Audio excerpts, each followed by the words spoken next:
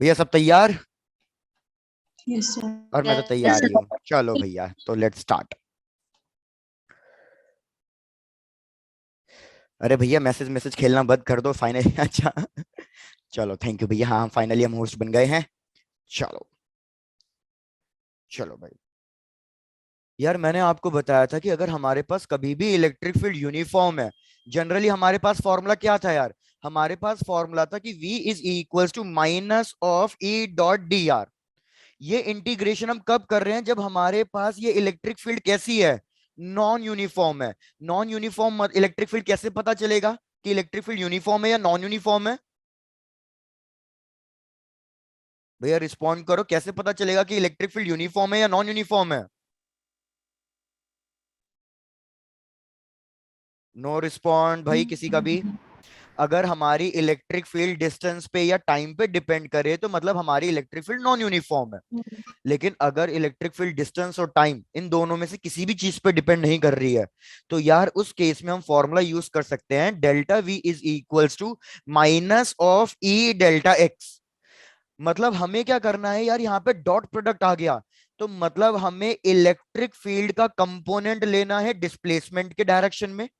या फिर हम ये लिख सकते हैं कि हमें डिस्प्लेसमेंट को स्प्लिट करना पड़ेगा इलेक्ट्रिक फील्ड की डायरेक्शन में। किसी एक को तो स्प्लिट करना ही पड़ेगा। और यहाँ पे नेगेटिव साइन क्या इंडिकेट कर रहा है? कि इन the direction of electric field potential क्या करता है? पोटेंशियल डिक्रीज होता है। कुछ चीजें याद आ रही है या फिर से शुरू से ही कराना पड़ेगा? No sir. No sir. Done. बिल्कुल वंशिका, आई नो कुछ बच्चे नए हैं, टेंशन मत लो, अभी पूरा नहीं चलने वाला, बस ये थोड़ा सा रिकॉल करा रहा हूं। तो आओ इसको कॉन्सेप्ट से समझने की कोशिश करो। यार मैं डायग्राम से समझाने की कोशिश करी थी ये। मैंने कहा था कि यार सपोज ये मैं एक पैरेलल लाइन ड्रॉ कर रहा हूं। अगर मैं पैरेलल लाइन ड्रॉ कर रहा हूं तो मतलब हमारी जो इलेक्ट्रिक फील्ड है वो यूनिफॉर्म है। कोई एक चार्ज पार्टिकल है जो ए से लेके बी तक जा रहा है। तो अगर कोई भी एक चार्ज पार्टिकल ए से लेके बी तक जा रहा है, मतलब वो charge particle in the direction of electric field move कर रहा है। इन the direction of electric field. तो हमें क्या करना है? इस डिस्प्लेसमेंट को इलेक्ट्रिक फील्ड की डायरेक्शन में तोड़ना पड़ेगा। लेकिन क्या इधर डिस्प्लेसमेंट को इलेक्ट्रिक फील्ड की डायरेक्शन में तोड़ने की जरूरत है? नहीं। इधर तो डिस्प्लेसमेंट में हमारा ऑलरेडी क्या है? इलेक्ट्रिक फील्ड की डायरेक्शन में है। तो हम क्या लिखेंगे? Delta V A B is equal to electric field into distance. और इधर particle in the direction of electric field गया, तो यहाँ पे हम क्या लगा देंगे? एक नेगेटिव साइन। सब लोग चेक करते जाओ, पहला केस बिल्कुल क्लियर है या नहीं? Yes sir. डन। जैसे दूसरा केस समझो, चारों केस पहले एक बार देख लो, उसके बाद डाउट आए तो फिर भैया पूछ लेना, नए स्टूडेंट्स के लिए भी। पहले चारों केस देख लो एक बार। भैया सेकंड केस, फिर से मैंने इलेक्ट्रिक फील्ड ली है यूनिफॉर्म, क्योंकि पैरेलल लाइन के फॉर्म में है। अब की बार मैंने कहा है कि चार्ज पार्टिकल बी से लेके ए तक जा रहा है। अब की बार चार्ज पार्टिकल बी से लेके ए तक जा रहा है, लेकिन वो है अभी भी इलेक्ट्रिक फील्ड के डायरेक्शन में ही। मतलब या तो उसके पैरेलल है या उसके एंटी पैरेलल है। हमारा डिस्प्लेसमेंट हमेशा इलेक्ट्रिक फील्ड के अलोंग आना चाहिए।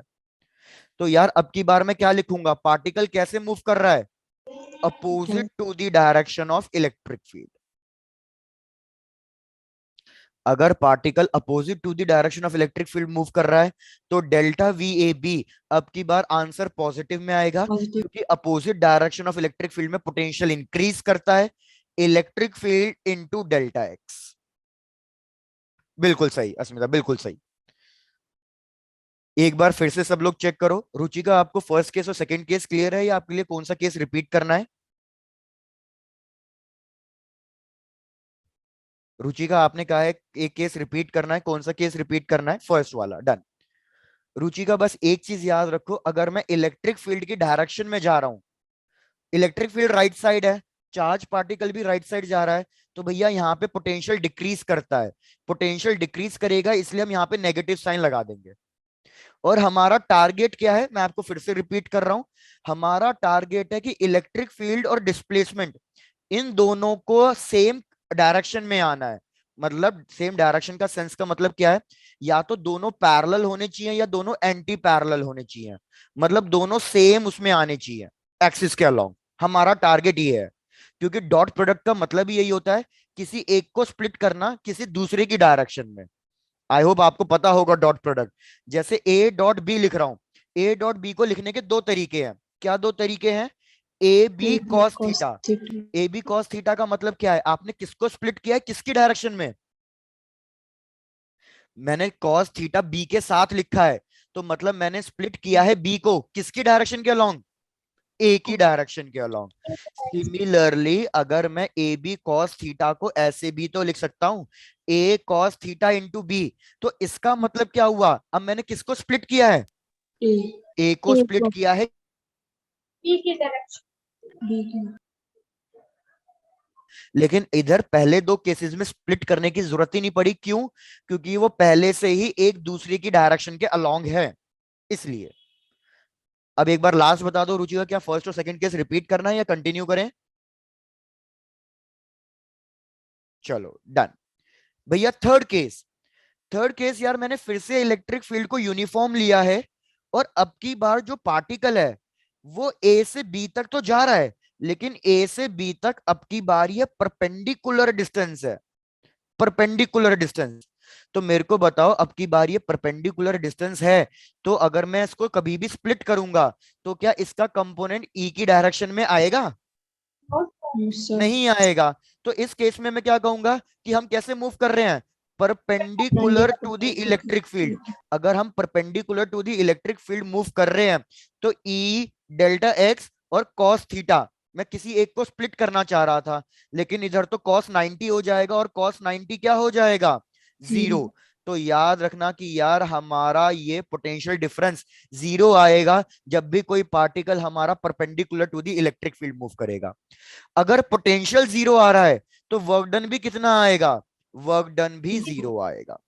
और ये चीज हमारा भी नेक्स्ट टॉपिक का एक बेस बन जाएगी कि वर्क डन जीरो किस किस केस में आएगा। भैया पहले तीन केसेस बिल्कुल परफेक्टली डन डना डन, उसके बाद नेक्स्ट वाले पे बढ़ेंगे। चलो बढ़िया। थोड़ा सा रिस्पॉन्ड रेट कम चल रहा है, बढ़ाते जाओ भाई, एनर्जी दिखा दो। फोर्थ केस समझना है, जिसपे पूरी चर्चा चल रही है, जिसके लिए हमने पूरी इतनी बड़ी बहस करी है। फोर्थ केस क्या है? हाँ ऋतिका, मेरे को याद है मैंने होमवर्क दिया था, अभी उसके बारे में डिस्कस करेंगे। भाई फोर्थ केस क्या है कि मेरे पास अभी भी यूनिफॉर्म इलेक्ट्रिक फील्ड है, लेकिन ये जो इलेक्ट्रिक फील्ड है अब की बार वो ना तो एक्स डायरेक्शन में है ना तो वाई डायरेक्शन में है, वो किसी एक एंगल पे जा रही है। कितने एंगल पे जा रही है? सपोज ये एंगल मैंने 37 डिग्री लिया है। और चार्ज पार्टिकल कैसे जा रहा है? चार्ज पार्टिकल सपोज ए से लेके बी तक जा रहा है। I repeat, charge particle A से लेके बी तक जा रहा है, और इलेक्ट्रिक फील्ड कुछ ना कुछ एंगल बना रही है। तो यार अब इलेक्ट्रिक फील्ड और डिस्प्लेसमेंट ये दोनों एक ही डायरेक्शन के अलोंग नहीं है। तो अब आप बताओ, आप किसको स्प्लिट करना चाहते हो? ए बी को स्प्लिट करना चाहते हो या इलेक्ट्रिक फील्ड को स्प्लिट करना चाहते हो? किसको स्प्लिट करूं मैं? Electric field. बिल्कुल भाई, इलेक्ट्रिक फील्ड को स्प्लिट करना इस क्वेश्चन में ज्यादा इजी है। बाकी आपका जो मन करे आप स्प्लिट कर सकते हो, मैं दोनों तरीके से दिखा देता हूं। सबसे पहले मैं इलेक्ट्रिक फील्ड को स्प्लिट कर रहा हूं, तो इलेक्ट्रिक फील्ड का एक कंपोनेंट आएगा इधर और एक कंपोनेंट आएगा ऊपर। भैया मैंने इलेक्ट्रिक फील्ड को स्प्लिट कर दिया, तो अब जो ग्रीन कलर की लाइन है उसका कोई काम नहीं है। आप चाहे तो ग्रीन कलर वाली लाइन को रब कर सकते हो। एंगल मेरा नीचे वाली के साथ बन रहा है, तो इसको मैं क्या लिखूंगा? ई कॉस 37। जिसके साथ एंगल बनता है वो कॉस टर्म, जिसके साथ एंगल नहीं बन रहा वो क्या हो गया? ई साइन 37। अब एक चीज देखो, ये आपका ए बी है, ये आपकी एक इलेक्ट्रिक फील्ड है, और एक इलेक्ट्रिक फील्ड आपके पास ऊपर आ रही है। मतलब एक इलेक्ट्रिक फील्ड परपेंडिकुलर आ रही है और एक इलेक्ट्रिक फील्ड सेम डायरेक्शन में आ रही है, पैरेलल। तो मेरे को बताओ कौन सी इलेक्ट्रिक फील्ड कंसीडर करनी है हमें, परपेंडिकुलर या पैरेलल? ये अभी तो हमने पढ़ा परपेंडिकुलर के लिए कितना आता है पोटेंशियल? जीरो आता है। तो भैया इसको कैंसिल कर दो, हमें ये चाहिए ही नहीं। तो अब हम लिखेंगे delta V is equals to E cos 37 into displacement A B. यार इलेक्ट्रिक फील्ड भी राइट साइड आ रही है और पार्टिकल भी राइट साइड ही मूव कर रहा है, तो ये फाइनल आंसर नेगेटिव में लिखना चाहिए या पॉजिटिव में लिखना चाहिए? नेगेटिव में लिखना चाहिए, because in the direction of electric field potential decrease करता है। भैया माइंड करने वाली कोई बात नहीं है, मेरे को पुराने बच्चों पे थोड़ा कॉन्फिडेंस है क्योंकि हम इतने टाइम से पढ़ रहे हैं साथ में। भाई नए बच्चों पे थोड़ा ज्यादा फोकस है, सब नए बच्चे एक एक करके बता दो। किसी को कोई डाउट है इस वाले में या रिपीट करना है? No sir. कोई नो डाउट नहीं सर। है, चलो बढ़िया यार। तो इस पे एक क्वेश्चन करते हैं, हमने लास्ट क्लास में भी एक क्वेश्चन किया था, थोड़ी सी स्पीड बढ़ा के चलना, क्वेश्चन करते हैं। मीनाक्षी आपने कहा 30% ही समझ में आया, थोड़ा सा रिपीट करना है, डन। यार देखो मीनाक्षी, सीधी सीधी बात क्या है, या तो डिस्प्लेसमेंट को तोड़ो या इलेक्ट्रिक फील्ड को तोड़ो, किसी एक को तो तोड़ना है। और अल्टीमेटली क्या करना है यार, दोनों को साथ चलाओ या दोनों को अपोजिट चलाओ, हमारा टारगेट यही है। और एग्जांपल लो, जैसे कि अब की बार मैं क्या कर रहा हूं, ये मैंने इलेक्ट्रिक फील्ड ली है राइट साइड, लेकिन मेरा जो पार्टिकल है वो मूव कर रहा है ए से लेके बी तक। मेरा पार्टिकल ऐसे जा रहा है, कितना जा रहा है, कितने एंगल पे जा रहा है, सपोज ये ले लो एंगल 30 डिग्री, डन। अब मेरे को बताओ, तनिष्का एक बार प्रीवियस स्लाइड रीड करता हूं, एक मिनट रुक जाओ। मेरे को बताओ, मैं पोटेंशियल डिफरेंस कैलकुलेट करना चाहता हूं, लेकिन मैंने क्या देखा यार, इलेक्ट्रिक फील्ड और डिस्प्लेसमेंट एक दूसरे के अलोंग नहीं है, तो किसी एक को स्प्लिट करना है। तो मेरे को बताओ अब इस केस में किसको स्प्लिट करना ज्यादा इजी लग रहा है आपको? इलेक्ट्रिक। इलेक्ट्रिक फील्ड को करना चाहते हो? भैया मैं इलेक्ट्रिक फील्ड को करके दिखा देता हूं। अगर आप इलेक्ट्रिक फील्ड को स्प्लिट करोगे तो एक इलेक्ट्रिक फील्ड का कंपोनेंट इधर आएगा, एक इधर आएगा। भैया मैं एक्सपेक्ट करता हूं स्प्लिटिंग सबको आती होगी। स्प्लिटिंग के अंदर क्या करते हैं, दो कंपोनेंट तोड़ते हैं, और वो दो कंपोनेंट हमेशा कैसे होने चाहिए, एक दूसरे के परपेंडिकुलर होने चाहिए। जिसके साथ एंगल बनता है वो कंपोनेंट क्या बन जाता है, कॉस थीटा। और जो दूसरा होता है वो क्या बन जाता है, साइन थीटा। अब मुझे बताओ, पार्टिकल जब ए से बी तक जा रहा था, तो ई साइन थीटा वाली इलेक्ट्रिक फील्ड कैसे आ रही है, परपेंडिकुलर आ रही है या पैरेलल आ रही है? परपेंडिकुलर। तो इसको काट दो, मेरे को ई परपेंडिकुलर कभी नहीं चाहिए, मेरे को ई पैरेलल या एंटी पैरेलल चाहिए। तो मतलब मैं इन दो चीजों को डिस्कस करूंगा।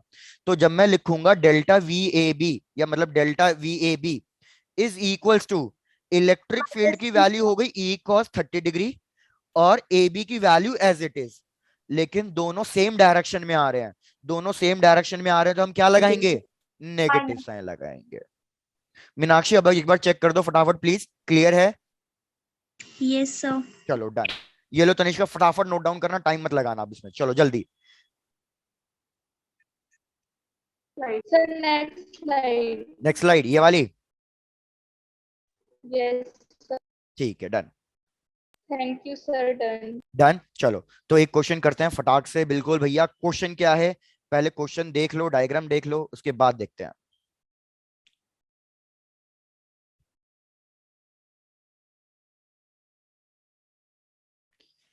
यार ये हमारे पास इलेक्ट्रिक फील्ड है, साफ दिख रहा है, पैरेलल है, तो यूनिफॉर्म इलेक्ट्रिक फील्ड है। इस इलेक्ट्रिक फील्ड की वैल्यू, बिल्कुल ऋतिका, इस इलेक्ट्रिक फील्ड की वैल्यू हमें गिवन है 2000 न्यूटन पर कूलम।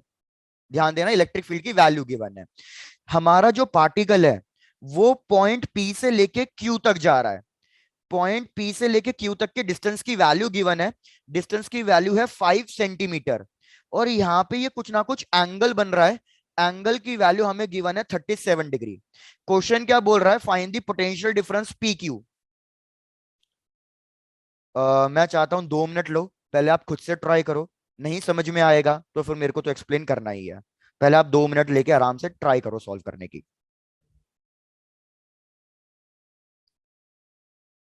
जतिन चेक करना, भूमिका, हर्षिका, हरमनजीत, सब लोग चेक करते जाना भाई।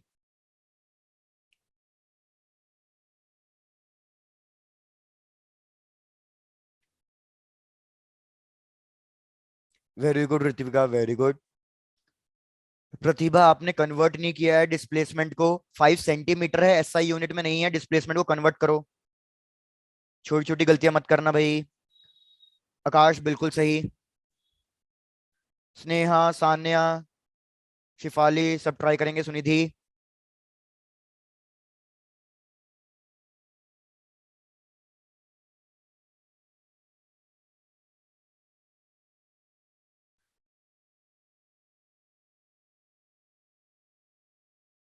चलो भाई वेरी गुड। तो आओ मैं सॉल्व कर रहा हूं। यार मेरे को पता है इलेक्ट्रिक फील्ड यूनिफॉर्म है, लेकिन डिस्टेंस जा रहा है राइट की साइड, P से लेके Q, डिस्टेंस राइट साइड है, लेकिन इलेक्ट्रिक फील्ड किसी एक एंगल पे जा रही है। तो भैया एक काम करो, इलेक्ट्रिक फील्ड को तोड़ दो। आप मेरे को बताओ, इलेक्ट्रिक फील्ड को स्प्लिट करूं या PQ को स्प्लिट करूं? भाई इलेक्ट्रिक फील्ड को स्प्लिट करना ज्यादा इजी है, तो मैंने इलेक्ट्रिक फील्ड को स्प्लिट किया। तो एंगल ऊपर वाले के साथ बन रहा है, तो ये आ जाएगा E cos 37 डिग्री और एक आ जाएगा E sin 37 डिग्री। भैया मेरे को बताओ किसको कैंसिल कर दूं, कॉस वाली को या साइन वाली को? साइन वाली।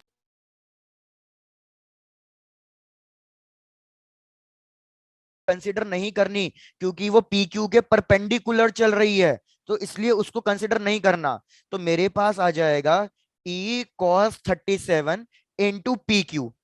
E की वैल्यू है 2000, cos 37 भैया मुझे नहीं पता, नए वाले बच्चों को पता ही नहीं पता, cos 37 कितना होता है? 4/5। Very good. और PQ की वैल्यू गिवन है 5, लेकिन वो सेंटीमीटर में गिवन है, तो उसको हम कन्वर्ट करेंगे मीटर्स में। सॉल्व करो, बहुत सिंपल कैलकुलेशन है। सोनाक्षी नहीं, कहीं थोड़ी सी मिस्टेक करी है। Very good. 5 5 कैंसिल हुआ, दो जीरोस कैंसिल हुए, तो हमारे पास आ गया 80 वोल्ट। लेकिन हम मेरे को ये चेक करना है कि नेगेटिव लगेगा या पॉजिटिव लगेगा। तो यार P से Q तक गया charge particle right side, electric field भी राइट साइड, तो चुपचाप माइनस साइन लगा दो। बिल्कुल सही। ओशन बिल्कुल सही, अस्मिता बिल्कुल सही, और दीक्षा आपका भी सही है। जूल्स पर सेकेंड नहीं दीक्षा, इसका यूनिट अगर आप जूल्स में लिख रहे हो तो इसका यूनिट होगा जूल्स पर कूलम। शेफाली बिल्कुल सही है, वेरी गुड यार। अब तो किसी को कोई डाउट नहीं है, अब तो बढ़ सकता हूं मैं आगे। यस। चलो डन। इतनी सारी चर्चा करा दी तुमने भैया एक क्वेश्चन के लिए, आ जाओ तो बढ़ते हैं आगे। यार हमने लास्ट क्लास में ना एक और चीज पढ़ी थी, कोई बात नहीं, लास्ट क्लास में हमने एक और चीज क्या पढ़ी थी जो अभी फिर से मैं बता रहा हूं, कि यार अगर आप पोटेंशियल निकालना चाहते हो तो इलेक्ट्रिक फील्ड को डिस्प्लेसमेंट के साथ इंटीग्रेट कर दो। तो आज यही काम यहां पे भी करेंगे। लिखो अब क्या टॉपिक स्टार्ट करना है हमें। Potential due to shell, electric potential due to shell. Shell का मतलब क्या होगा, हॉलो स्फेयर या सॉलिड स्फेयर? शेल का मतलब होता है hollow sphere, hollow sphere. Shalini ये लो, प्रीवियस स्लाइड नोट डाउन कर लो पूरी। बिल्कुल भाई, याद रखना अगर मैंने शेल कह दिया है तो इट्स अ हॉलो स्फेयर।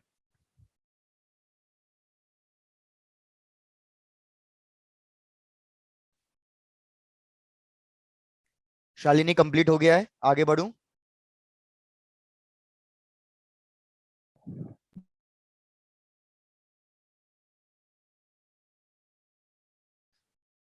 चलो भैया, तो लेट्स प्रोसीड। बिल्कुल डन। यार अब ये सपोज अज्यूम कर लो, ये मैंने ले लिया है हॉलो स्फेयर। इस हॉलो स्फेयर की वजह से हमने इलेक्ट्रिक फील्ड कैलकुलेट करी थी गॉस लॉ के लिए। भैया आपके स्कूल में भी हो चुका है ये, तो आप मेरे को सबसे पहले क्या करो, यहाँ पे फॉर्मूले बता दो, what is the formulas for electric field. सबसे पहले आउटसाइड पॉइंट के लिए, मतलब सपोज इस पॉइंट P के लिए, ये एक हमारे पास स्फेरिकल शेल है जिसका रेडियस है कैपिटल R, और इसके ऊपर चार्ज है Q, यूनिफॉर्म पॉजिटिव चार्ज है। तो मेरे को बताओ इसकी वजह से इलेक्ट्रिक फील्ड का फॉर्मूला क्या था आउटसाइड पॉइंट पे, मतलब पॉइंट P पे, बताओ भैया। फॉर्मूले याद नहीं है क्या? KQ/r²। हमने डिस्कस किया था कि अगर एक स्फेरिकल शेल के लिए आप आउटसाइड पॉइंट पे इलेक्ट्रिक फील्ड कैलकुलेट कर रहे हो, तो वो किसकी तरह बिहेव करेगा, वो भैया एक पॉइंट चार्ज की तरह बिहेव करेगा। तो इलेक्ट्रिक फील्ड का फॉर्मूला हो जाएगा KQ/r², बिकॉज सेंटर से उस पॉइंट P तक का डिस्टेंस कितना हो जाएगा, स्मॉल r हो जाएगा। सिमिलरली मेरे को बताओ what is the electric field at the surface. So KQ/R².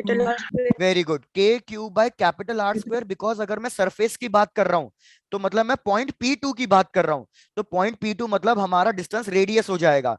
तो ये अभी भी किस चीज का फॉर्मूला है, ये अभी भी पॉइंट चार्ज का ही फॉर्मूला है। उसके बाद बचा था last, what is the electric field eight an inside point. Very good, electric field inside point पे जीरो आई थी। जीरो क्यों आई थी, बिकॉज चार्ज एनक्लोज कितना आया था भैया, हमारा स्फेरिकल शेल के अंदर कोई चार्ज नहीं होता, तो इलेक्ट्रिक फील्ड जीरो आएगी, क्योंकि सारा का सारा चार्ज कहां बैठा होगा, सारा का सारा चार्ज तो सरफेस के ऊपर बैठा है। अब हम क्या करेंगे यार इन्हीं 3 फॉर्मूले की हेल्प से हम पोटेंशियल कैलकुलेट करेंगे आउटसाइड पॉइंट पे, सरफेस पॉइंट पे और फिर इनसाइड पॉइंट पे। हम इन तीनों पे पोटेंशियल कैलकुलेट करेंगे। कौन सा फॉर्मूला यूज करके? भैया ये वाला फॉर्मूला यूज करके जो मैंने आपको यहाँ पे स्टार्टिंग में लिख के दिया है कि इलेक्ट्रिक फील्ड को भैया डिस्टेंस के टर्म्स के साथ इंटीग्रेट कर दो। अब मुझे ये बताओ, ये इलेक्ट्रिक फील्ड पहले तो यूनिफॉर्म है या नॉन यूनिफॉर्म है? तभी मेरे को पता चलेगा कि मेरे को कौन सा फॉर्मूला यूज करना है। जैसे क्लास की स्टार्टिंग जो हुई थी, ये वाला फॉर्मूला यूज करूंगा नॉन यूनिफॉर्म के लिए और ये वाला फॉर्मूला यूज करूंगा यूनिफॉर्म के लिए। तो कौन सा फॉर्मूला यूज करूं, फर्स्ट वाला या सेकंड वाला? फर्स्ट वाला। वेरी गुड, फर्स्ट वाला फॉर्मूला यूज करना है। कैसे पता चला? यार इलेक्ट्रिक फील्ड डिस्टेंस पे डिपेंड कर रही है, तो मतलब Yes, ये sir. Non uniform electric field है। तो भैया आप ये फर्स्ट वाला फॉर्मूला यूज करोगे। तो मैं स्टेप्स शो नहीं करने, मैं डायरेक्टली आंसर लिख रहा हूं। बाकी अगर कोई कहेगा तो मैं स्टेप्स भी शो कर दूंगा। तो भैया फर्स्ट वाले का आंसर आएगा आपके पास K Q by small R. Positive में आएगा। क्यों आएगा पॉजिटिव में? क्योंकि पोटेंशियल पॉजिटिव चार्ज की वजह से कैसा आता है? पॉजिटिव आता है। और शेल के ऊपर मैंने चार्ज कैसा रखा हुआ है, पॉजिटिव या नेगेटिव? पॉजिटिव रखा। Positive. यार ये फॉर्मूला तो फिर से कहीं पड़ा हुआ लग रहा है। किस चीज का फॉर्मूला ये? Potential due two point charge का फॉर्मूला है ये। अब मेरे को बताओ, क्या ये मेरे को प्रूफ करके दिखाना है या अंडरस्टूड है? Understood sir. अंडरस्टूड है, very good, done. Similarly directly मेरे को सरफेस पे बता दो, सरफेस पे कितना लिखूं? So KQ by capital KQ R. by capital Very R. good. Where KQ by capital R, which again it acts as a point charge. KQ by capital R. बहुत बढ़िया।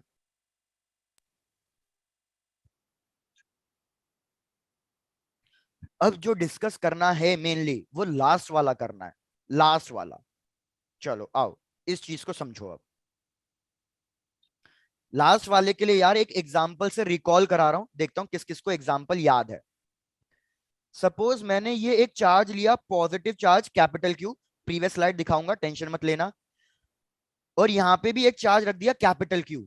दोनों चार्जेस का नेचर सेम है, दोनों charges का magnitude same है। मेरे को बताओ न्यूट्रल पॉइंट किधर आएगा? सेंटर। न्यूट्रल पॉइंट का मतलब क्या होता था? सपोज इनके बीच का डिस्टेंस 1 मीटर ले लो। न्यूट्रल पॉइंट का मतलब क्या होता है? जहां पे नेट इलेक्ट्रिक फील्ड क्या होगी? जीरो होगी। तो आपने बिल्कुल सही कहा भैया, ये हम बहुत स्टार्टिंग से पढ़ते आ रहे हैं कि अगर दो चार्जेस का नेचर सेम है तो न्यूट्रल पॉइंट कहीं ना कहीं बीच में आता है, और अगर दोनों का मैग्नीट्यूड भी सेम है तो एग्जैक्टली मिड पॉइंट पे आता है, एम पे। तो यार यहाँ पे ना इलेक्ट्रिक फील्ड जीरो होगी।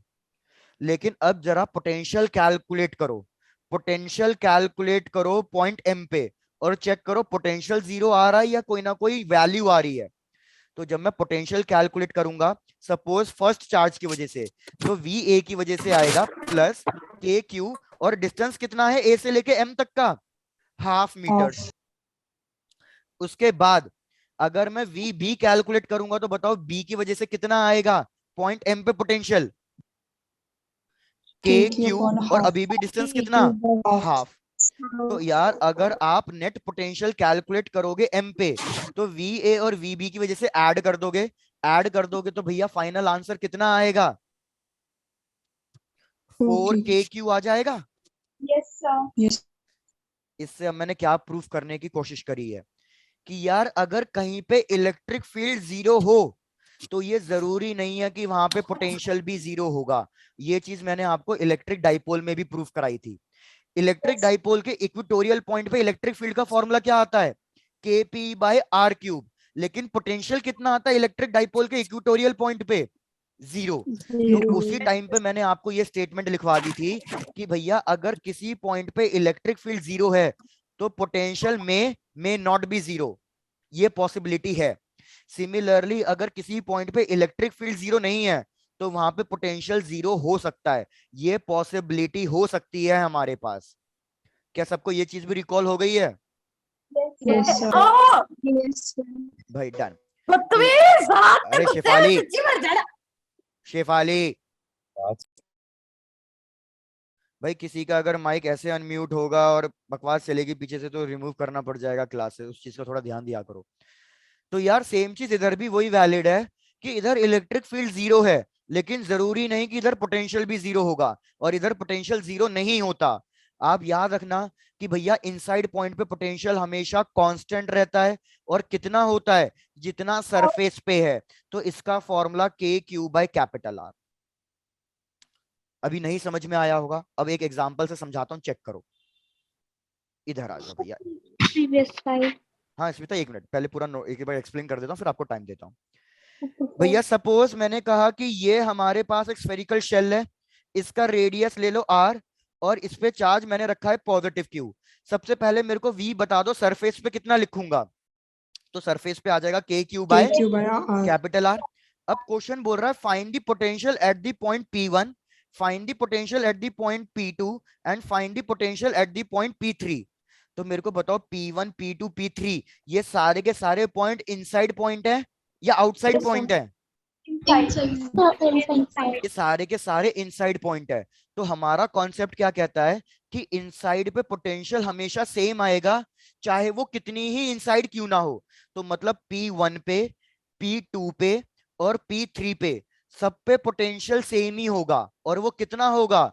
जितना सरफेस के ऊपर है, और सरफेस के ऊपर कितना था? के क्यू बाय आर था। आई होप अब ये आपको क्लियर हो गया होगा। शिफाली कोई बात नहीं, डन। तो अब ये लो, मैं आपको प्रीवियस स्लाइड शो कर रहा हूँ। ये वाली स्लाइड नोट डाउन मत करना, ये मैंने आपको एग्जांपल के लिए समझाई है बस। आप नोट डाउन करोगे इस वाली स्लाइड को और एक लास्ट वाली स्लाइड को। चलो नोट डाउन करना शुरू करो। Yes, sir. सर जो इनसाइड पोटेंशियल आएगा वो भी पॉजिटिव होएगा क्या? हाँ, क्योंकि स्फेरिकल हमारा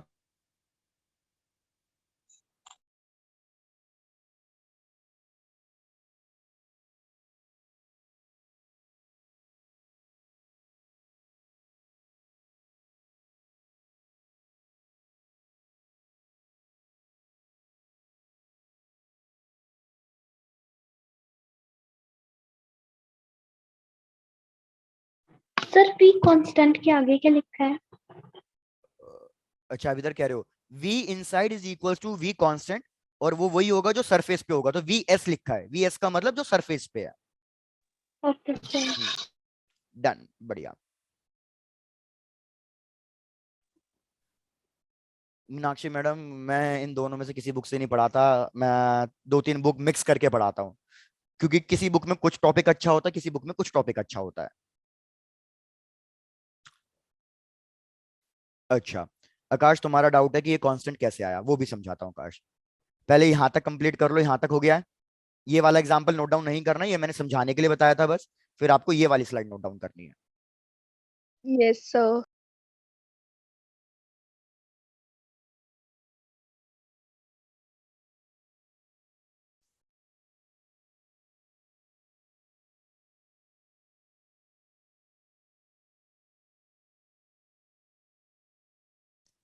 चलो डन, सबका हो गया है।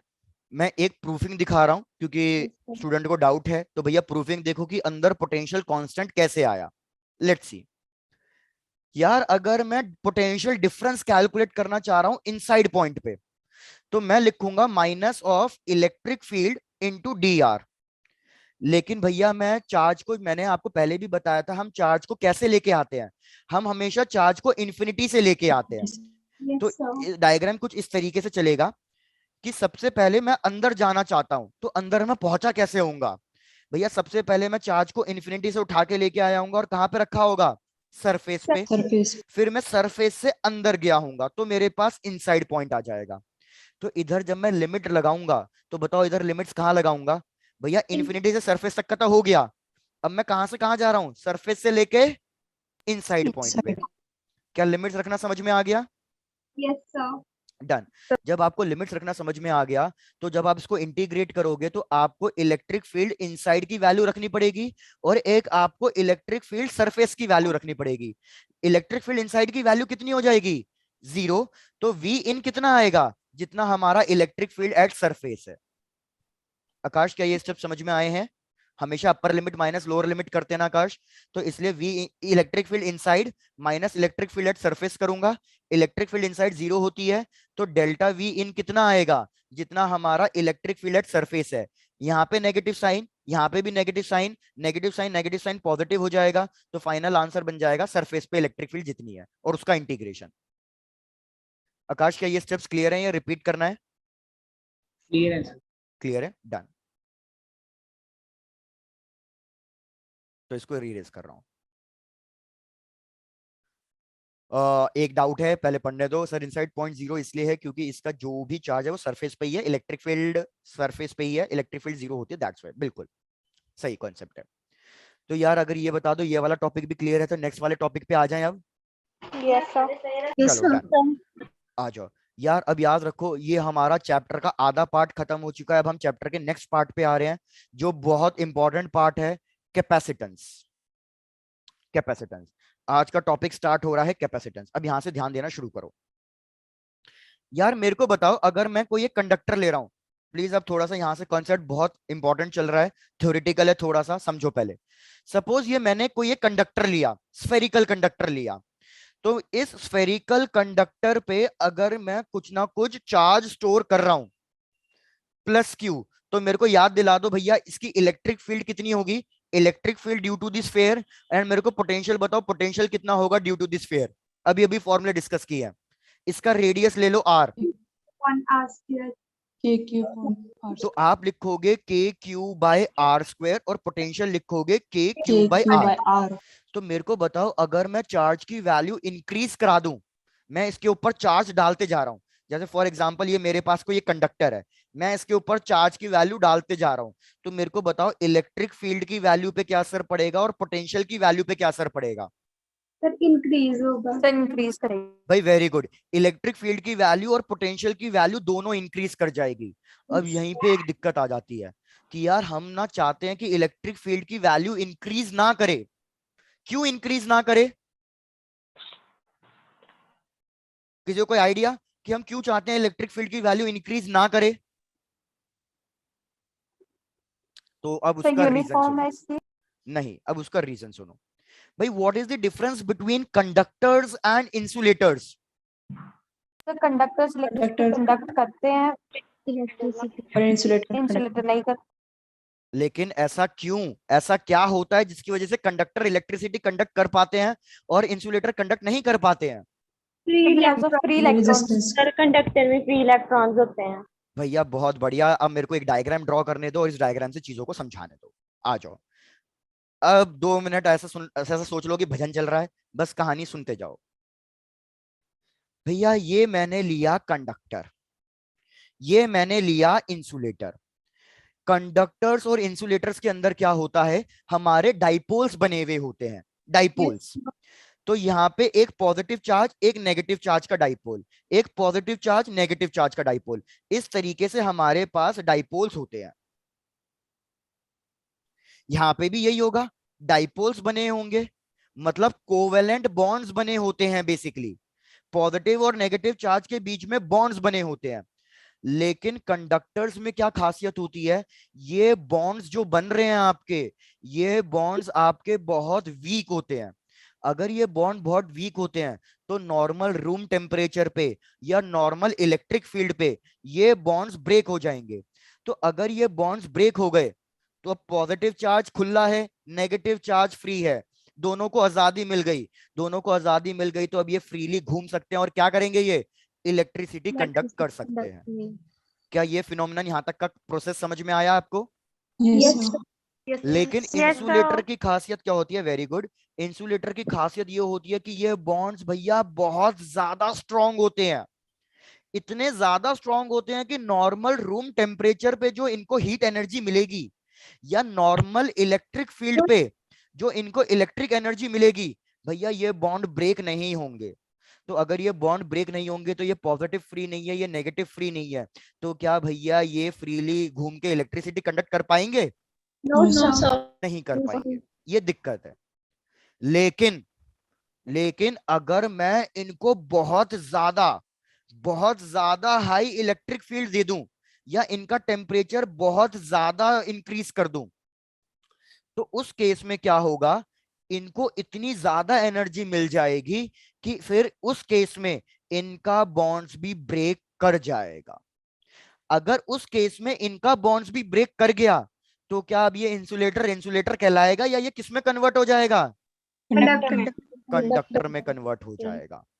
तो भैया फिर से पूरी कहानी रिपीट कर रहा हूं, और जिस एक बच्चे का डाउट भी आया है वो भी रिपीट करता हूं। डन। सुनो भैया, कंडक्टर के अंदर बॉन्ड्स बने होते हैं पॉजिटिव और नेगेटिव चार्ज के बीच में, लेकिन ये बॉन्ड्स इतने ज्यादा वीक होते हैं कि भैया ये इजीली ब्रेक डाउन कर जाते हैं नॉर्मल टेम्परेचर या नॉर्मल इलेक्ट्रिक फील्ड देने पर ही। ये खासियत, ये प्रॉपर्टी होती है कंडक्टर की बाय नेचर। लेकिन इंसुलेटर की बाय नेचर प्रॉपर्टी क्या है, जैसे वुड हो गया, कोई भी एक इंसुलेटर हो गया, कि भैया इनके अंदर जो चार्जेस के बॉन्ड बने होते हैं ना, ये बहुत ज्यादा स्ट्रांग होते हैं, बहुत ज्यादा स्ट्रांग। तो भैया ये छोटे मोटे एनर्जी से ये टूटेंगे नहीं, इनको तो बहुत ही तगड़ी एनर्जी चाहिए। अब वो एनर्जी प्रोवाइड करने के बहुत सारे मेथड होते हैं, बहुत सारे मेथड। लेकिन अभी हम कौन सा मेथड पढ़ रहे हैं, हम इलेक्ट्रोस्टैटिक पढ़ रहे हैं। तो हम अभी कौन से मेथड को डिस्कस करेंगे कि भैया हम बहुत ज्यादा हाई इलेक्ट्रिक फील्ड दे रहे हैं। अदरवाइज दूसरा मेथड क्या हो सकता है, बहुत ज्यादा टेम्परेचर हीट एनर्जी देके। ऐसे ही आप है ना 12th के सेकंड वॉल्यूम में पढ़ोगे, एक और चीज होती है जिसको हम कहते हैं फोटो इलेक्ट्रिक करंट, हम ये भी करा सकते हैं। तो यार अगर मैं बहुत ज्यादा हाई इलेक्ट्रिक फील्ड दे दूंगा ना, तो इनके बीच का ये बॉन्ड टूटेगा, बॉन्ड टूट गया, चार्ज फ्री हो गया, चार्ज फ्री हो गया तो ये इंसुलेटर किस में कन्वर्ट हो जाएगा, कंडक्टर में कन्वर्ट हो जाएगा। यहां तक की चीजें समझ में आ गई हैं? Yes sir. डन। प्लीज पहले पूरी कहानी सुन लो, प्रीवियस स्लाइड शो कर दी जाएगी, थोड़ा तो पेशेंस रखो, पहले सुन लो, क्योंकि नहीं तो वो फ्लो टूट जाता है। अब यार हमने क्या है ना, चैप्टर की स्टार्टिंग में एक चीज पढ़ी थी कि अगर हमारे पास दो कंडक्टर्स हैं और वो कांटेक्ट में है, सपोज एक पे चार्ज Q1 है, एक पे चार्ज Q2 है, तो इनके बीच में चार्जेस क्या करेंगे अगर दोनों कंडक्टर्स हैं तो? भैया इन दोनों के बीच में चार्जेस कहीं ना कहीं ट्रांसफर करेंगे। यस और अगर ये बॉडी आइडेंटिकल हैं तो फिर चार्जेस कितना आता है दोनों के ऊपर, दोनों के ऊपर इक्वल चार्जेस आता है, और वो कितना आता है, Q1 plus Q2 divided by 2। 2 जैसे कि रिपीट, जैसे कि हमने एक क्वेश्चन किया हुआ है, याद नहीं होगा, बिल्कुल स्टार्टिंग में किया हुआ है। इस पे एक चार्ज है Q और इस पे कोई चार्ज नहीं है, जीरो है। ये दोनों बॉडीज आइडेंटिकल है, आइडेंटिकल मतलब दोनों का साइज सेम है। तो उस केस में फाइनल चार्ज कितना आएगा भैया, Q प्लस 0 डिवाइडेड बाई 2। तो ये कितना आया, Q/2। तो इसके ऊपर फाइनल चार्ज कितना हो जाएगा, Q/2 हो जाएगा, और दूसरी ऑब्जेक्ट के ऊपर भी फाइनल चार्ज कितना हो जाएगा, Q/2 हो जाएगा। मतलब मैं आपको क्या समझाना चाह रहा हूं कि जब भी दो कंडक्टर्स कांटेक्ट में होंगे तो चार्जेस क्या करने लग जाएंगे, चार्जेस ट्रांसफर करने लग जाएंगे। इस ट्रांसफर ऑफ चार्जेस को अब हम एक नया नाम देंगे, क्या नया नाम देंगे, लीकिंग ऑफ चार्जेस। तो पहले चेक करो, लीकिंग ऑफ चार्जेस समझ में आया? Yes done. दूसरी चीज, जब हम हाई एनर्जी देते हैं और इंसुलेटर कंडक्टर में ब्रेक डाउन कर जाता है, तो इस फिनोमिनन को हम कहेंगे dielectric breakdown. Dielectric breakdown, इस पे 1 मार्क्स का क्वेश्चन आया हुआ है बोर्ड एग्जाम में कि डिफाइन डाई इलेक्ट्रिक ब्रेकडाउन। तो डाई इलेक्ट्रिक ब्रेकडाउन क्या कहोगे कि when we provide sufficient high electric field, insulator gets converted into conductor, so that phenomenon is called as dielectric breakdown। ठीक है, डन। यहां तक अब they will share Q and got, बिल्कुल डन। तो ये लो, अब जो मेरे को कॉन्सेप्ट समझाना था वो मैंने आपको समझा दिया है। चेक करो कहां से आपको स्लाइड नोट डाउन करनी है। ये वाला तो अभी हम फिर से आ रहे हैं स्लाइड पे, स्लाइड को भी नोट डाउन मत करो, इस वाली स्लाइड को नोट डाउन करना है, इसको कर लो, और नेक्स्ट वाली को कर लो। नेक्स्ट स्लाइड करनी है, ठीक है, इसके बारे में अभी हम डिस्कस नहीं कर रहे हैं, तो ये लो नेक्स्ट स्लाइड।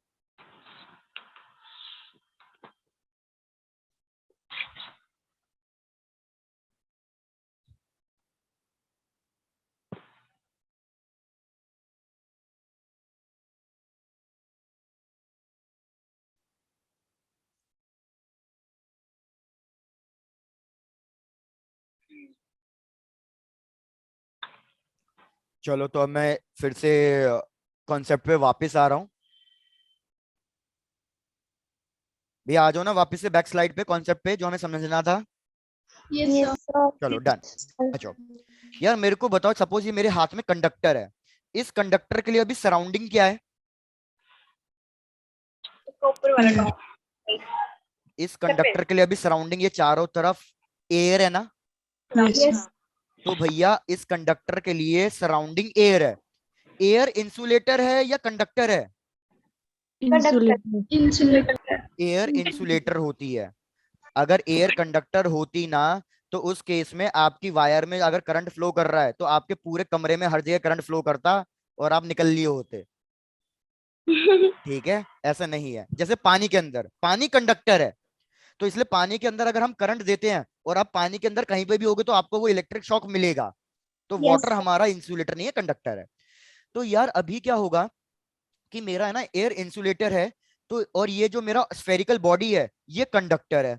तो क्या चार, सर आपकी वॉइस लैग। लेकिन हमने क्या किया यार, जैसे हम चार्ज की वैल्यू बढ़ाते जा रहे हैं, इस फेयर की वजह से इलेक्ट्रिक फील्ड जो बनेगी वो भैया इंक्रीज होती जाएगी। अब कितनी ज्यादा इंक्रीज हो गई? सपोज इलेक्ट्रिक फील्ड की वैल्यू हो गई 10⁻³ न्यूटन पर कूलम, मतलब बहुत ज्यादा, 1000 हो गई वैल्यू। अब यार इतनी वैल्यू पे पता है क्या हो जाता है? इतनी वैल्यू पे हमारा एयर का ब्रेकडाउन हो जाता है। एयर इंसुलेटर की जगह किसमें कन्वर्ट हो जाता है? कंडक्टर में। कंडक्टर में कन्वर्ट हो जाता है। अब जैसे ही एयर कंडक्टर हो गया, तो आप क्या इमेजिन करो कि ये मेरे पास कंडक्टर था, स्फेरिकल बॉडी, और ये मेरा फोन एयर था। अब ये एयर भी इंसुलेट कंडक्टर बन गई है, तो दो कंडक्टर आपस में ज्वाइन हो गए हैं। तो भैया चार्जेस क्या करने लग जाएंगे? ट्रांसफर। और उसको हम टेक्निकल टर्म्स में क्या कहेंगे? Leaking of charge. Taking of charge. बिल्कुल सही। तो इससे हमें क्या पता चला कि भैया किसी भी एक बॉडी पर आप एक limited amount of charge store करा सकते हो। क्वेश्चन पूछेगा कि why we can store only a limited amount of charge on a body. I repeat, question आपसे पूछेगा कि किसी भी बॉडी पे एक लिमिटेड अमाउंट ऑफ चार्ज ही क्यों स्टोर कर सकते हैं? तो आप कहोगे कि भैया लिमिटेड अमाउंट ऑफ चार्ज इसलिए स्टोर कर सकते हैं क्योंकि जैसे जैसे चार्ज बढ़ाएंगे इलेक्ट्रिक फील्ड बढ़ेगी, और अगर इलेक्ट्रिक फील्ड बढ़ी तो उस केस में हमारी जो सराउंडिंग होगी उसका डाइलेक्ट्रिक ब्रेकडाउन हो जाएगा, दो कंडक्टर्स कांटेक्ट में आ जाएंगे, तो चार्जेस विल स्टार्ट लीकिंग। तो हम उससे ज्यादा चार्ज उस पर स्टोर करा ही नहीं पाएंगे। क्या ये जो पूरा मैंने इतना लंबा चौड़ा कहानी बोली, इसको खुद की स्टेटमेंट में लिख दोगे? Yes sir. Done. Done. क्या मेरी वॉइस बीच में ब्रेकडाउन हुई थी, लैग करी थी? Yes yes sir. ठीक है, समझ में आ गया है ना सबको? यस चलो डन, ठीक है। तो एक बार मैं बिल्कुल सिंपल लैंग्वेज में रिपीट कर रहा हूं। आपका काम क्या है, आप साथ साथ लिखते चलो अपनी वर्डिंग्स में। अपनी वर्डिंग्स में क्यों? ताकि आपको याद रहेगा। भैया क्या बोल रहा हूं मैं, हम किसी भी एक कंडक्टर पे एक limited amount of charge store कर सकते हैं। क्यों? क्योंकि अगर हम चार्ज की वैल्यू बढ़ाते जाएंगे तो इलेक्ट्रिक फील्ड की वैल्यू बढ़ेगी, पोटेंशियल बढ़ेगा। उसकी वजह से क्या होगा, हमारा सराउंडिंग अभी तो इंसुलेटर है, लेकिन बहुत ज्यादा हाई इलेक्ट्रिक फील्ड पे वो कंडक्टर में कन्वर्ट हो जाएगा। और जैसे ही वो कंडक्टर में कन्वर्ट हो गया, दो कंडक्टर कॉन्टैक्ट में आ गए, चार्जेस ट्रांसफर करेंगे, लीकिंग ऑफ चार्ज हो जाएगा। तो हम इसके ऊपर उससे ज्यादा चार्ज स्टोर करा ही नहीं पाएंगे। तो इसलिए हम क्या कहते हैं कि भैया हर एक कंडक्टर की एक स्टोरिंग कैपेबिलिटी है, कैपेसिटी है, कि भैया आप उससे ज्यादा चार्ज उसमें स्टोर नहीं करा सकते। जैसे फॉर एग्जांपल ये लो, मेरे पास एक वाटर बॉटल है, ये वाटर बॉटल भैया 1.5 लीटर की है। डन। तो इसमें मैं मैक्सिमम कितना पानी स्टोर कर सकता हूँ? उससे ज्यादा करूंगा तो क्या होगा? Overflow. तो वाटर मेरा ओवरफ्लो करेगा। तो चार्जेस के साथ भी यही है कि अगर ये कंडक्टर है तो भैया इसकी एक मैक्सिमम कैपेसिटी होगी कि आप इतना ही चार्ज में स्टोर कर सकते हो। उससे कम भी कर सकते हो, जैसे मैंने इसमें अभी कम भी पानी डाला हुआ है, उससे कम भी कर सकते हो या मैक्सिमम उतना कर सकते हो। लेकिन उससे ज्यादा डालने की कोशिश करी तो भैया चार्जेस ओवरफ्लो करेगा, चार्ज लीक करेगा। तो इसकी मैक्सिमम कैपेसिटी को हम क्या कहेंगे? कैपेसिटेंस कहेंगे। तो अब कैपेसिटेंस की डेफिनेशन बता दो, what is the definition of capacitance? Capacity of conductor. Very good, the maximum ability of a conductor to store the charge.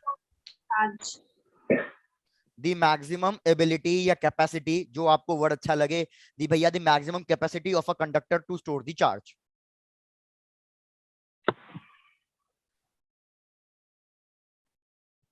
Sir done done. Done sir. Please इसको कंप्लीट करो, मेरे को फिर से 1 मिनट दो, बस 1 मिनट पानी पी लूं मैं, जब इतना बोल ही दिया है तो।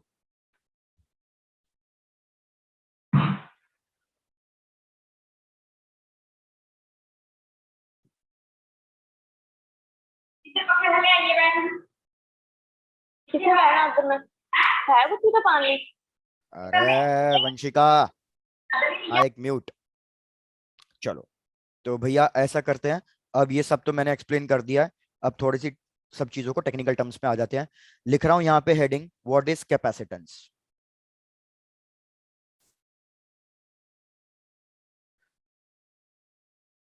भैया सब लोग डेफिनेशन लिख लो, ability of a conductor to store the charge. Raj.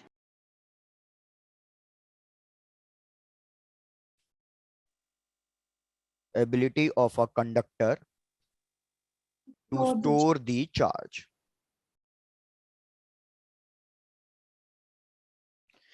अब इस पे एक और चीज समझने की कोशिश करो। भैया मैंने तुम्हें अभी बोला था मेरे पास जो ये वाटर बॉटल है इसकी कैपेसिटी 1.5 लीटर्स है, तो इसकी जो कैपेसिटी है क्या वो इस पे डिपेंड करेगी कि मैं इसके अंदर कितना पानी डाल रहा हूं या कितना पानी नहीं डाल रहा, या इसकी कैपेसिटी एक कांस्टेंट है? Yes, constant capacity. भाई इसके अंदर मैंने कम पानी भी तो डाल रहा हूं, मतलब ये इस पे डिपेंड नहीं करेगा कि आप कितना चार्ज डाल रहे हो, इसकी जो कैपेसिटी है वो कांस्टेंट है। तो याद रखना यही चीज यहां पे समझा रहा हूं, कैपेसिटेंस एक कांस्टेंट टर्म होता है किसी भी एक कंडक्टर का, वो इस पे डिपेंड नहीं करेगा कि आपने उस पर कितना चार्ज स्टोर कराया, भैया उसकी मैक्सिमम कैपेसिटी जो होगी सो होगी। क्या ये चीज क्लियर है? Yes, sir. तो अब यहाँ पे लिख लो कि भैया ये कांस्टेंट है, और यहीं पे साइड में लिख लो कि it does not depends upon amount of charge. ये स्टार मार्क करके लिखना क्योंकि इस पे असर्शन रीजनिंग में क्वेश्चन बहुत बार आया हुआ है। It does not depends upon amount of charge, assertion reasoning का इंपॉर्टेंट क्वेश्चन।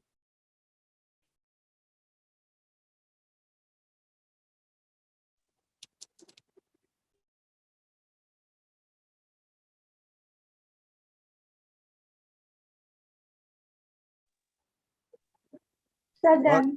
और जिस कंडक्टर पे हम चार्ज स्टोर कराते हैं वो कंडक्टर हमारा कहलाएगा कैपेसिटर। कैपेसिटर। तो चलो अब थोड़ी सी टेक्निकल टर्म्स बातें कर लेते हैं, आ जाओ भैया समझो। यार हमने कहा कि charge is directly proportional to V, बिल्कुल पता है क्यों, क्योंकि जैसे जैसे चार्ज की वैल्यू बढ़ाएंगे वी की वैल्यू भी क्या होगी, बढ़ेगी। तो charge is directly proportional to V, proportionality sign को हटाकर एक कांस्टेंट लगाना है, और ये कांस्टेंट आएगा हमारे पास कैपेसिटेंस। तो Capacity. कैपेसिटेंस का फॉर्मूला क्या हो गया भैया, Q बाय V. V। ये फॉर्मूला याद रखना, अब हर जगह काम आएगा ये, Q इक्वल्स टू CV, बिल्कुल रट जाना चाहिए, इतना छोटा तो फॉर्मूला है, Q इक्वल्स टू CV। तो यार अब कैपेसिटेंस का एसआई यूनिट क्या आ जाएगा, कैपेसिटेंस का एसआई यूनिट आ जाएगा, चार्ज का होता है कूलम और इसका क्या होता है वोल्ट, तो Volt. कूलम पर वोल्ट, लेकिन इसको हम कंबाइंडली किसके नाम से लिख देंगे, Farad. फेरेड के नाम से, जिसको हम डिनोट करेंगे कैपिटल एफ से। बिल्कुल, फेरेड, यस माइक फेरेड ने फाइंड किया था इसलिए। Yes sir yes sir. Done. चलो Yes. बोर्ड एग्जाम्स के लिए एक important derivation, capacitance of an isolated conductor. लिख लो भैया heading, capacitance of an isolated spherical conductor, या सिर्फ आइसोलेटेड कंडक्टर भी कह सकते हो।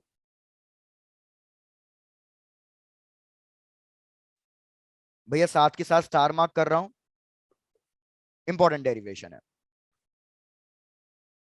यार मैंने क्या लिया, ये एक स्फेरिकल बॉडी ली है, आइसोलेटेड है, मतलब इसके आसपास और कोई चार्ज प्रेजेंट नहीं है, मैंने इसके ऊपर चार्ज डाल दिया Q, और इसका रेडियस है R। यार तो मेरे को बताओ इसका पोटेंशियल कितना आएगा स्फेयर का, इसका KQ पोटेंशियल by आएगा R. KQ by capital R। मेरे को कैपेसिटेंस का फॉर्मूला पता है, कैपेसिटेंस का फॉर्मूला क्या होता है, Q by Q V। by तो बस मेरे को Q रखना है, V की वैल्यू रखनी है, मेरे पास फाइनल फॉर्मूला आ जाएगा। तो Q as it is, V की वैल्यू लिखूंगा भैया KQ बाय ऊपर चले जाएगा R, Q से Q कट गया, K की वैल्यू होती है 1/4 पाई एप्सिलॉन नॉट, तो ये ऊपर चले जाएगा, हमारे पास फॉर्मूला आ जाएगा 4 pi epsilon naught R। 4 pi epsilon naught R. भैया इस पे बहुत क्वेश्चंस आते हैं, बहुत क्वेश्चंस, कि एक आइसोलेटेड स्फेरिकल कंडक्टर का कैपेसिटेंस कितना होगा, 4 पाई एप्सिलॉन नॉट आर। तो इस फॉर्मूले को देख के बताओ कि कैपेसिटेंस की वैल्यू किस किस फैक्टर्स पर डिपेंड करती है। रेडियस। Sir radius. Radius. भैया सबसे पहले रेडियस स्फेरिकल के लिए है, अगर रेडियस नहीं होता कोई और स्फेरिकल बॉडी हो, मतलब कोई और बॉडी होती तो उसका टर्म आता। तो आप इधर कहोगे कि it depends upon size of the conductor. और सोचो और किस पे डिपेंड करेगी ये value, size of the conductor तो हो गया, और shape of the conductor. Says and shape एक ही बात हो गई ना, सेज साइज एंड शेप जो भी है उसी में कंडक्ट कर लिया हमने। वैसे शेप पे डिपेंड नहीं करता, वो साइज पे डिपेंड करता है बस। वेरी गुड आकाश। भैया एक टर्म क्या दिख रहा है, एप्सिलॉन नॉट। एप्सिलॉन नॉट किसको कंसीडर करता है, मीडियम को। तो याद रखना भैया सराउंडिंग मीडियम पे भी बहुत डिपेंड करेगा। क्यों, अभी पता चल जाएगा तुम्हें। यार इसके आसपास अगर मैं एयर ले रहा हूं तो एयर का भी मैंने बताया था कितनी इलेक्ट्रिक फील्ड पे डाइलेक्ट्रिक ब्रेकडाउन हो जाता है, 10 टू द 10 पावर to 3। 3. लेकिन अगर इस स्फीयर को सपोज मैं किसी रबर के अंदर कवर कर दूं, रबर के अंदर, तो यार रबर का डाइलेक्ट्रिक कांस्टेंट तो बहुत ज्यादा होता है। रबर के लिए ब्रेकडाउन बहुत ज्यादा हाई इलेक्ट्रिक फील्ड पे होता है, ऑलमोस्ट 10 टू द पावर 5।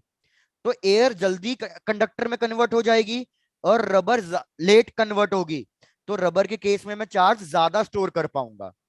क्या ये चीज क्लियर है? Yes, sir. Yes sir. Done. तीसरा पॉइंट अभी आपको समझ में नहीं आएगा, बाद में समझ में आएगा, बस लिख लो तीसरा point, presence of other conductor near by. Presence of other conductor या अदर चार्ज नियर बाय कैसे डिपेंड करेगा वो भी देखेंगे। पहले दो पॉइंट्स तो आई होप आपको क्लियर होंगे, थर्ड पॉइंट Yes. में ही थोड़ा सा भी पेंडिंग चलेगा। Sir done. डन।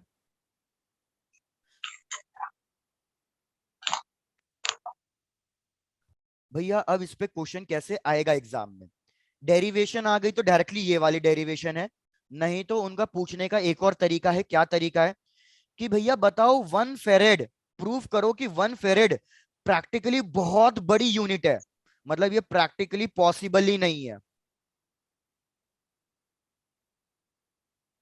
कैसे प्रूफ करोगे इसको, क्या क्वेश्चन समझ में आया आपको?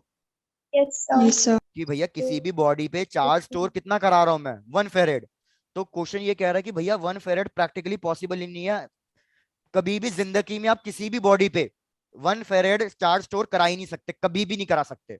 तो कैसे प्रूफ करोगे इसे?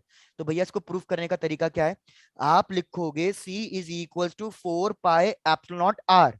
C की वैल्यू 1 रख दो, 4 पाई एप्सिलॉन नॉट की वैल्यू कितनी होगी, 1 by 8.9. 9 into 10 to the power 9 Yes.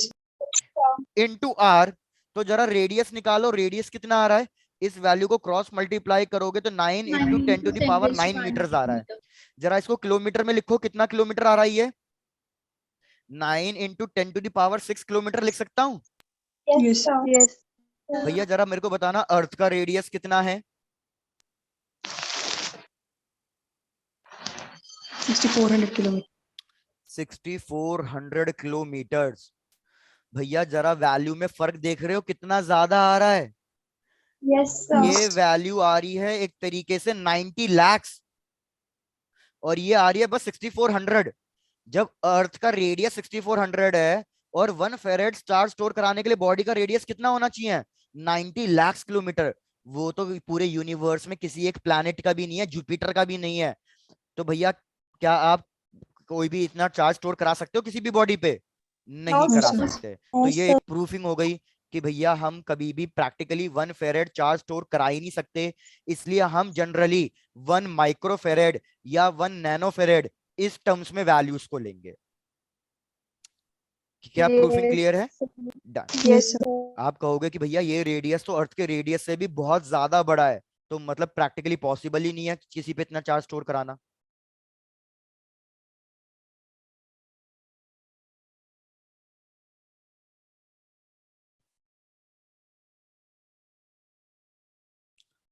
Done, sir. Jatin अब सन पे थोड़ी चार्ज स्टोर कराने जाओगे, बिल्कुल पीको फेरेड हो सकता है, ये सब हो सकता है। जतिन तुम्हें खुद को चार्ज स्टोर करना है, तो अर्थ के ऊपर ही तो किसी बॉडी पे स्टोर करोगे, सन के ऊपर जाओगे कैसे चार्ज स्टोर कराने के लिए?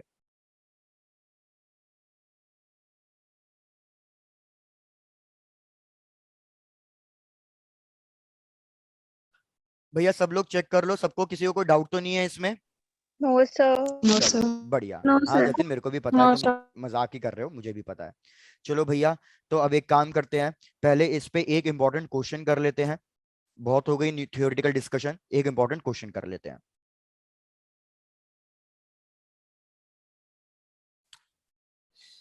चलो भैया सब लोग क्वेश्चन नोट डाउन करो, 1 मिनट रुको, मैं क्वेश्चन दे देता हूँ। लिखो भैया क्वेश्चन, 27 स्फेरिकल ड्रॉप्स, और इसको इंपॉर्टेंट मार्क कर लेना again for your board exams वगैरह, कि भैया 27 स्फेरिकल ड्रॉप्स है हमारे पास।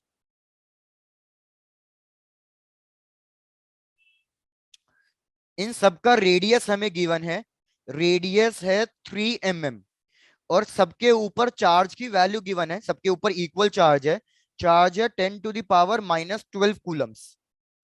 हमने क्या किया, इन 27 ड्रॉप्स को हमने कंबाइन कर दिया, और कंबाइन करके हमने एक सिंगल ड्रॉप बना दिया, combine to form a single drop. तो अगर हमने इसको कंबाइन करके एक सिंगल ड्रॉप बना दिया है, तो आपको क्या कैलकुलेट करना है, आपको कैलकुलेट करना है potential and capacitance of bigger drop. Check कर लो पहले पूरा क्वेश्चन क्लियर है या नहीं।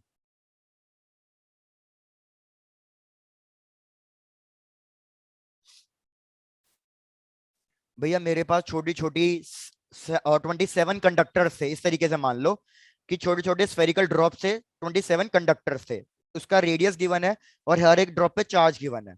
मैंने इन 27 ड्रॉप्स को कंबाइन किया और एक बड़ा ड्रॉपलेट बना दिया, तो उस बड़े ड्रॉपलेट का पोटेंशियल कितना होगा और कैपेसिटेंस कितना होगा, हमें ये कैलकुलेट करने के लिए बोला है क्वेश्चन ने। भैया स्टार्ट करूं सोल्यूशन यहाँ पे? Yes, sir. डन। यार एक चीज, इसके कुछ स्टेप्स है ना फिक्स होते हैं, स्टेप्स याद रखना। जब भी क्वेश्चन ये बोले कि एक छोटी छोटी ड्रॉपलेट्स को बड़ी ड्रॉपलेट बनाया है, या इसका उल्टा बोले कि बड़ी ड्रॉपलेट को छोटी छोटी ड्रॉपलेट्स बनाया है, याद रखो सबसे पहला स्टेप आपका यही होगा कि आप वॉल्यूम को क्या रखोगे, कांस्टेंट। तो आप लिखोगे इनिशियल वॉल्यूम, ये याद रखना, मैं इसको स्मॉल वी से लिख देता हूं ताकि क्लियर हो जाए। Initial volume is equal to final volume, step 1 हमेशा सेम रहेगा। तो बताओ इनिशियल वॉल्यूम कितना होगा? भैया स्फेरिकल ड्रॉप है तो वॉल्यूम होता है 4πr³, लेकिन 27 ड्रॉप से तो यहाँ पे 27 मल्टीप्लाई कर दो, ये एक बड़ी ड्रॉपलेट बन गई है, तो 4/3πR³। तो बड़ी ड्रॉप का रेडियस कैलकुलेट करो कि भैया जो बड़ी ड्रॉप बनी है वो कितने रेडियस की बनी है। तो क्या क्या कैंसिल हो रहा है, 4/3π, 4/3π कट गया, तो मेरे पास आ जाएगा 27R³ is equal to capital R, दोनों साइड क्यूब रूट ले लो, तो 27 का क्यूब रूट कितना होता है, 3। तो मेरे पास रेडियस आ गया कि जो बड़ी ड्रॉप बन रही है वो छोटी वाली ड्रॉप के 3 टाइम्स बड़ा बन रही है, 3R आ रहा है। पहले चेक करो स्टेप 1, किसी को doubt? No, sir. No, sir. इसको कंप्लीट कर लो, फिर नेक्स्ट स्लाइड पे कंटिन्यू करूंगा। Done. डन। चलो अब यार एक चीज देखो, मेरे पास ऐसे छोटी छोटी ये 27 ड्रॉप्स तो थी, इसको मैंने कंबाइन कर दिया एक बड़ी ड्रॉप में, मेरे को ये भी पता चल गया कि इसका रेडियस 3R होगा और छोटी छोटी ड्रॉपलेट का रेडियस R था। पहला स्टेप तो हो गया, लेकिन अब इन छोटी छोटी पे चार्ज कितना था, 10⁻⁻12। भैया कंजर्वेशन ऑफ चार्ज के अकॉर्डिंग जब मैं सबको मिक्स कर रहा हूं तो ये चार्ज कहीं ना कहीं डिसअपियर हो गया होगा या सेम रहेगा? भैया चार्ज Sir, सेम same रहेगा, ही रहेगा। तो मेरे को बताओ टोटल चार्ज कितना हो जाएगा? क्या लिख सकता हूं, टोटल चार्ज हो जाएगा 27 ड्रॉप्स का कंबाइंड। अरे हाँ या ना? Yes, sir. Yes, sir. अभी भी डाउट लग रहा है, रिपीट कर देता हूं, मैं कह रहा हूं एक ड्रॉपलेट पे चार्ज 10⁻⁻12 है, तो 10⁻⁻12, 10⁻⁻12, 10⁻⁻12, इस तरीके से आप सारे चार्जेस को ऐड करोगे तभी तो आपको टोटल चार्ज मिलेगा। कंजर्वेशन ऑफ चार्ज कि भैया चार्जेस डायरेक्टली ऐड हो सकते हैं, टोटल चार्ज फाइंड कर सकते हैं, तो मेरे को बता दो टोटल चार्ज कितना आ रहा है, 27 × 10⁻⁻12 कूलम्स। मेरे को टोटल चार्ज मिल गया, मेरे को टोटल रेडियस मिल गया, तो भैया कैपेसिटेंस फाइंड हो सकता है बिगर ड्रॉप का। Yes, what is sir. The formula for capacitance of a spherical drop? 4 pi 4 pi epsilon r. Epsilon are.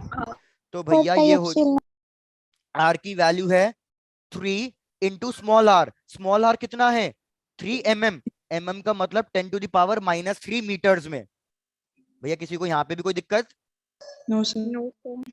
Divided by 4 pi epsilon naught की value 9 into 10 to the power 9। भैया इसको solve करो मेरे को।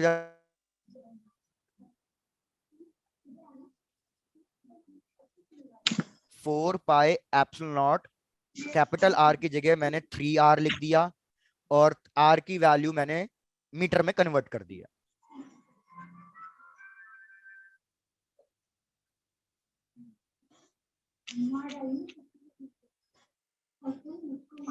अरे इसमें calculate करने की क्या जरूरत है? 3 9 कट गया, हमारे पास आ जाएगा 10 to the power -9 into 10 to the power -3। कितना आ गया ये? 10 to the power minus. मतलब 1 पिकोफैरेड। Yes, sir. डन। ये हमारा एक पार्ट हो गया, हमने कैपेसिटेंस फाइंड कर लिया। अब पोटेंशियल पे आएंगे, पहले आप इसको कंप्लीट कर लो। Done sir. डन भैया। आज का लास्ट पार्ट। अब So boys like here. Body के लिए k Q by capital R, k की value 9 into 10 to the power 9। Total charge होना चाहिए ये, क्योंकि बिगर ड्रॉप का फाइंड कर रहे हैं। तो टोटल सर, चार्ज आपकी अभी voice कैलकुलेट किया था, काफी- कितना आया था? 27 into 10 to the power -12। Radius की वैल्यू कितनी है? 3r, और r की वैल्यू मतलब 3 into 10 to the power -3। Please इसको सॉल्व करो और मेरे को potential of the bigger drop भी बता दो कितना आ गया। तो भैया फिर से 3 3 9 कट गया, तो मतलब यहाँ पे कहीं ना कहीं 27 आएगा। बाकी पावर्स को सॉल्व करना है, तो ये हो जाएगा 10 टू द पावर -3 ऊपर divided by 10 to the power -3 नीचे, ये भी कट गया। तो हमारे पास 27 फाइनल वोल्ट। आंसर कितना आ रहा है? 27 वोल्ट। बिल्कुल सही।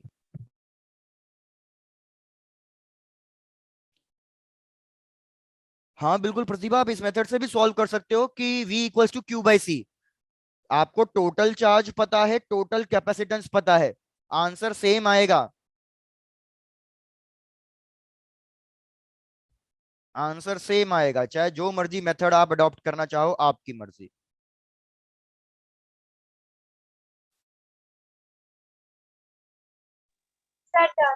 डन। तो एक बार क्या करते हैं, आज जितना पढ़ा उसको क्विक रिकॉल करके देख लो और चेक करो कि भैया आज जितना भी पढ़ा उसमें कोई डाउट तो नहीं है। एक मिनट इसी स्लाइड पे रुकोगे? हाँ हाँ बिल्कुल, इसी स्लाइड पे रुके हुए हैं।